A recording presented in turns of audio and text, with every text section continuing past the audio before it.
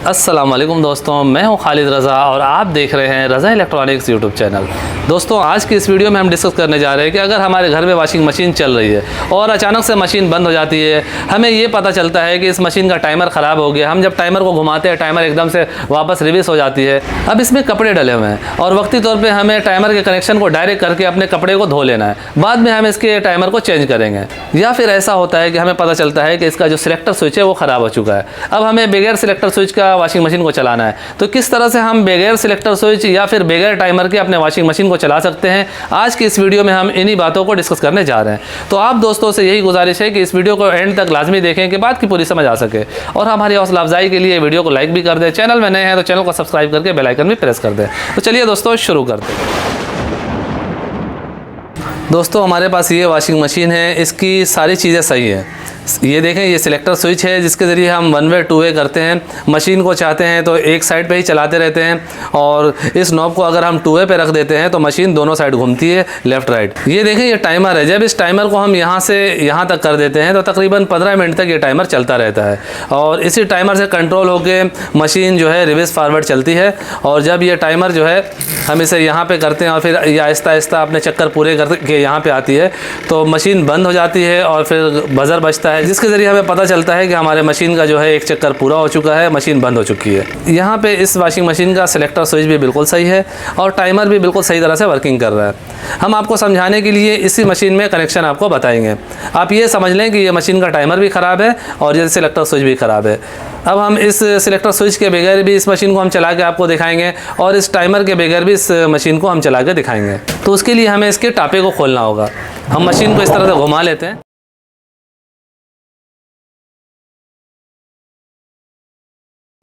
दोस्तों, इस washing machine के टापे के स्क्रू को हमने खोल दिया है, तो इसे हम आहिस्ता आहिस्ता ऊपर की तरफ इस तरह से उठा देंगे।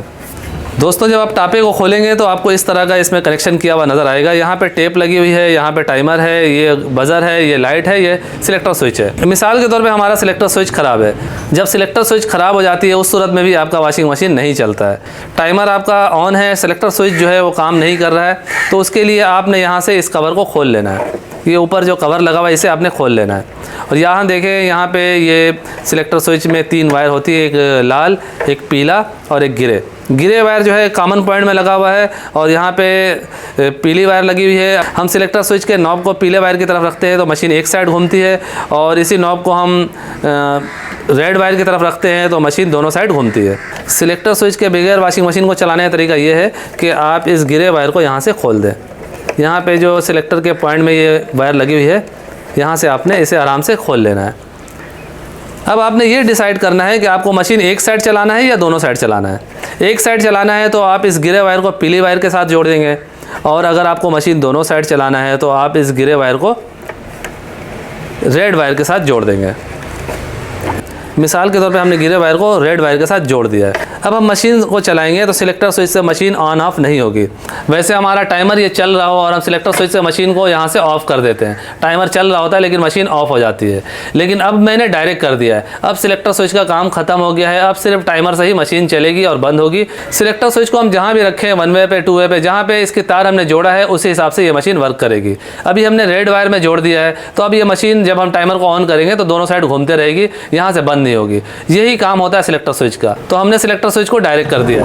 ये बात आपने याद रखना है, किसी भी एक वायर में इस गिरे वायर को जोड़ना है, दोनों वायर में नहीं जोड़ना है। या तो आप रेड वायर में जोड़ें या फिर येलो वायर में जोड़ें। रेड वायर में जोड़ेंगे तो मशीन दोनों साइड घूमेगी, येलो वायर में जोड़ेंगे तो एक साइड घूमेगी। इसके बाद आपने इस कवर को बंद कर देना है। इसके बाद अगर आप किसी वजह से सिलेक्टर स्विच को नहीं बदलते हैं, इसी तरह ही आप चलाते हैं, तो आप परमानेंटली इसी तरह भी चला सकते हैं। सिर्फ ये फ़र्क होगा कि आपकी वॉशिंग मशीन सिर्फ उसी साइड पे घूमेगी जिस साइड का आपने तार जोड़ा है। यानी मिसाल के तौर पे मैंने लाल और गिरे को जोड़ दिया है, तो मशीन दोनों साइड घूमते रहेगी, और सिलेक्टर स्विच के ज़रिए हम उसे बंद नहीं कर सकते हैं। मशीन बंद करने के लिए बिजली के बोर्ड से हमें बंद करना होगा या फिर टाइमर से बंद करना होगा। देखिए, हमने वॉशिंग मशीन का प्लग इन किया हुआ है। सिलेक्टर स्विच जो है ऑफ पे है और यहाँ पे टाइमर भी ऑफ पे है। जब हम टाइमर को ऑन करेंगे हमारा मशीन ऑन हो जाएगा, जबकि सिलेक्टर स्विच के ज़रिए मशीन बंद होनी चाहिए। जब हम इसे यहाँ पे करते हैं फिर मशीन ऑन होनी चाहिए, लेकिन अभी जो है हमने सिलेक्टर स्विच को डायरेक्ट कर दिया है। देखिए हमारा मशीन जो है ऑन हालत में है, और जब ये टाइमर अपनी जगह पे वापस आकर रुकेगा तब जाके ये मशीन बंद होगी।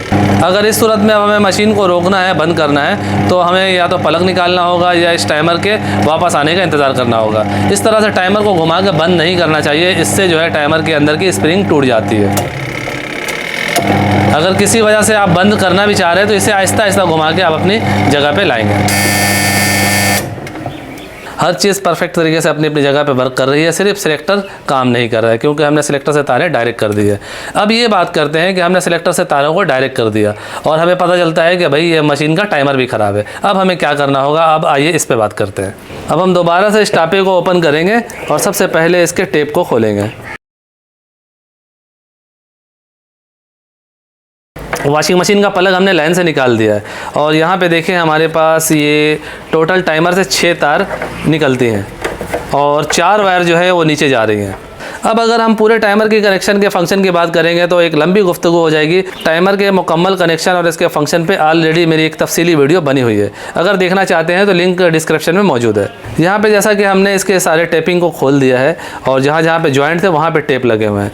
मिसाल के तौर पे हमारे इस वॉशिंग मशीन का टाइमर ख़राब है, जब इसे हम इस तरह से घुमाते हैं तो ये वापस से रिवर्स हो जाता है, इसके अंदर की स्प्रिंग टूटी हुई है या फिर इसके अंदर के जो टाइमर की जो पतरी है वो सब टूट चुकी है और हमें यहाँ पर नज़र आ रहा है यार इसकी पतरी टूट गई है या टाइमर वर्क नहीं कर रहा है। टाइमर ख़राब होने की सूरत में आप मशीन को डायरेक्ट करके सिर्फ एक साइड पे चला सकते हैं, दोनों साइड पे नहीं चला सकते हैं। यहाँ पे हमने सिलेक्टर के ज़रिए डायरेक्ट करके मशीन को दोनों साइड पे घुमाया है। अगर आपके वॉशिंग मशीन का टाइमर ख़राब हो जाता है तो टाइमर के ज़रिए ही मशीन रिवर्स फॉरवर्ड घूमती है। आप वक्ती तौर पे वॉशिंग मशीन के टाइमर के कनेक्शन को चेंज करके मशीन को एक साइड चला के अपने कपड़े धो के बाद में इसके टाइमर को चेंज कर सकते हैं। टाइमर के बगैर वॉशिंग मशीन को किस तरह से डायरेक्ट आप चला सकते हैं, आइए अब इस पर बात करते हैं। यहाँ पे देखें टोटल 6 वायर है तो हमें ज़्यादा झंझट में नहीं पड़ना है। आपने ये देखना है नीचे से कौन सी वायर आ रही है। ये देखें नीचे से आम तौर पे ब्लैक वायर में लगी हुई होती है। यहाँ पे टोटल 6 वायर हैं और आपने इन 3 वायर को फोकस करना है। ये देखें ये गिरे वायर है, गिरे वायर यहाँ पे सिलेक्टर में जाती है और कभी कभी कोई कारीगर ऐसे कनेक्शन करते हैं कि ब्लैक वायर सिलेक्टर में देते हैं और गिरे वायर यहाँ डायरेक्ट में जोड़ देते हैं। तो ये गिरे या ब्लैक वायर डायरेक्ट होती है। तो आपने ये देखना है कि कौन सी वायर में नीचे की वायर आके लग रही है। ये देखें यहाँ से नीचे से ब्लैक वायर आ रही है और ब्लैक वायर में लग रही है, गिरे वायर जो है यहाँ पे सिलेक्टर में जा रही है। अब आपने इस ब्लैक वायर को येलो वायर के साथ लगा देना है, बस आपने इतना सा काम करना है। अब मैं फिर से आपको समझाता हूँ। यहाँ पे जैसा कि 3 वायर है, एक वायर जो ब्लू वायर है ये बज़र में लगी हुई है, ये हर टाइमर में इसी तरह ही होता है, ब्लू वायर बज़र में लगती है, इससे आपने नहीं छेड़ना है। बाकी बच गए 2 तार। अब इन 2 तारों में आपने ये देखना है कि सिलेक्टर में कौन सी वायर जा रही है और नीचे से कौन सी वायर आ रही है। अब ये देखें यहाँ पे गिरे वायर जो है वो सिलेक्टर में जा रही है, इसे भी आपने छोड़ देना है। जो तार नीचे से आके गिरे वायर के साथ वाली वायर में लग रही है, ब्लू वायर के साथ वाले वायर में लग रही है, बस उस तार को आपने फोकस करना है। यहाँ पे देखिए आमतौर पे ज़्यादातर टाइमर में जो है ब्लैक वायर जो है उसी में मेन की वायर लगी हुई होती है और गिरे वायर जो है यहाँ पे जाती है। किसी किसी जगह पे ऐसा होता है, कोई कारीगर हज़रात जो हैं इस तरह करते हैं कि गिरे वायर को यहाँ लगा देते हैं, ब्लैक वायर को यहाँ लगा देते हैं। बात एक ही होती है, जब हम टाइमर को ऑन करते हैं तो ये दोनों पतरियाँ इस तरह से मिल जाती है। तो आपने क्या करना है, ब्लैक वायर को यहाँ से काट देना है।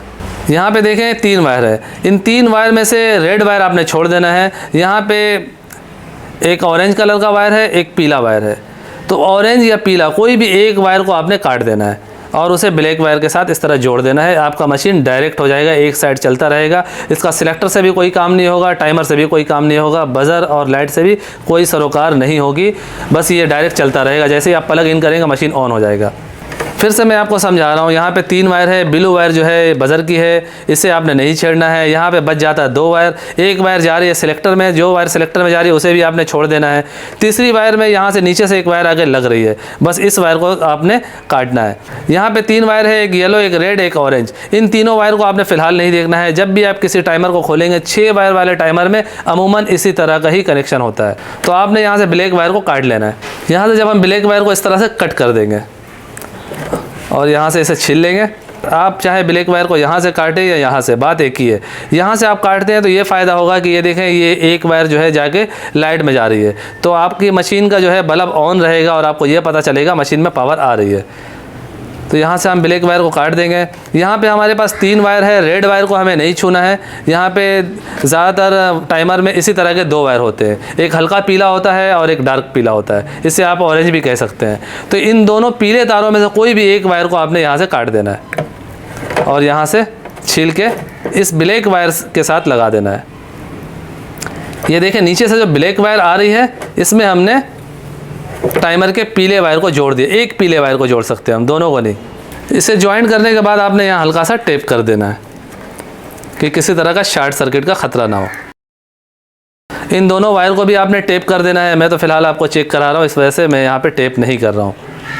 और दोबारा से मुझे खोल के इन तारों को अपनी जगह पे भी लगाना है, क्योंकि ये टाइमर बिल्कुल सही है। मैं आपको सिर्फ कनेक्शन समझाने के लिए ऐसा कर रहा हूँ। आपने जो नीचे से ब्लैक वायर आके टाइमर में के ब्लैक वायर में जा रही उस वायर को काट देना है और उस वायर को टाइमर के दूसरे साइड पे जो 2 पीले वायर होते हैं किसी एक पीले वायर में जोड़ देना है। बस आपने इतना करना है, ये मशीन डायरेक्ट हो जाएगी और समझ लें इसका टाइमर से और सिलेक्टर से कोई वास्ता नहीं होगा। देखिए दोस्तों, अब हम मशीन को ऑन करने जा रहे हैं। यहाँ पर जैसा कि टाइमर जो है वो भी बंद है, आप देख रहे हैं यहाँ पे हम इसे इस तरह से घुमाते हैं तो ये ऑन हो जाता है। तो अब इसे इस तरह से बंद कर लेते हैं और यहाँ पे सिलेक्टर स्विच भी ऑफ मोड पे है। अब हम जैसे ही वॉशिंग मशीन के प्लग को बिजली के प्लग में इन करेंगे, ये मशीन ऑन हो जाएगी और एक साइड मुसलसल घूमते रहेगी और बंद नहीं होगी जब तक हम खुद बंद ना करें। तो अब हम इसे ऑन करने जा रहे हैं। ये देखें यहाँ पे आपको लाइट जलते हुए नज़र आ रही होगी। तो यहाँ पे ये लाइट भी जल रही है, इसका सिलेक्टर से कोई काम नहीं है, टाइमर से कोई काम नहीं है। ये मशीन एक साइड मुसलसल घूमते रहेगी। तो हमें 15 से 20 मिनट मशीन को चलाना है और फिर रोक के इसमें से कपड़े निकालने हैं या फिर इसको रेस्ट देना है। इसे इसी तरह ही चलता हुआ नहीं छोड़ देना। अगर इसी तरह ही आप इस मशीन के प्लग को बिजली में लगा के छोड़ देंगे तो ये मशीन चलते रहेगी और घंटे से ज़्यादा इस मोटर को चलाना इसके वाइंडिंग के लिए नुकसानदेह होता है। इसे बीच बीच में रेस्ट देना चाहिए, जैसा कि ये टाइमर के ज़रिए इसे रेस्ट मिलता रहता है। सो ये था दोस्तों वॉशिंग मशीन को विदाउट टाइमर या फिर विदाउट सिलेक्टर स्विच चलाने का तरीका जो आपने देखा। उम्मीद करता हूँ आपको आज की ये वीडियो अच्छी लगी होगी। वीडियो अच्छी लगी हो तो इसे लाइक कर दीजिएगा, दोस्तों को भी शेयर कीजिएगा। चैनल में नए हैं तो चैनल को सब्सक्राइब करके बेल आइकन भी प्रेस कर दीजिएगा। अपना और अपने प्यारों का बहुत सा ख्याल रखिएगा, दुआ में याद रखिएगा। मिलते हैं नेक्स्ट वीडियो में। अल्लाह हाफिज़।